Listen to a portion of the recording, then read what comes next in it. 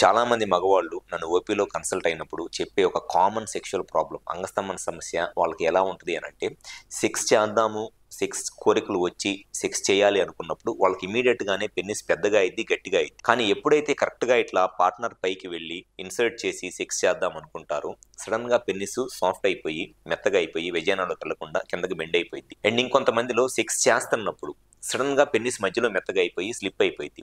So ఇటువంటి sexual సమస్యలు ఎదుర్కోవటానికి అంగస్తంభన సమస్యకి ముఖ్య కారణం ఏమిటి అని అంటే వాళ్ళకి పెన్నిస్ లోపల ఉండే కార్పోరా క్యావర్నోజా అనే మజిల్ ఉంటుంది. ఆ కార్పోరా క్యావర్నోజా అనే మజిల్ డ్యామేజ్ అయిపోవటం వల్ల స్టార్టింగ్ లో ఎరెక్షన్ బాగానే వస్తుంది. అంటే హార్మోన్స్ నార్మల్ గానే ఉంటాయి, వాళ్ళకి పెన్నిస్కి వచ్చే బ్లడ్ ఫ్లో బాగానే ఉంటుంది. కానీ పెన్నిస్ లోపల ఉండే మజిల్ డ్యామేజ్ అయిపోవటం వల్ల పెన్నిస్కి వచ్చిన బ్లడ్ ని ఆ మజిల్ ఎక్కువసేపు హోల్డ్ చేసి ఉంచలేదు. నార్మల్ గా ఎరెక్షన్ మెయింటైన్ అవ్వాలి అని అంటే పెన్నిస్ లోపలికి బ్లడ్ వచ్చినట్లు లీక్ అయిపోకుండా పెన్నిస్ లోపలే ఉంటేనే ఎరెక్షన్ అనేది మెయింటైన్ అయితే సెక్స్ చేయగలరు.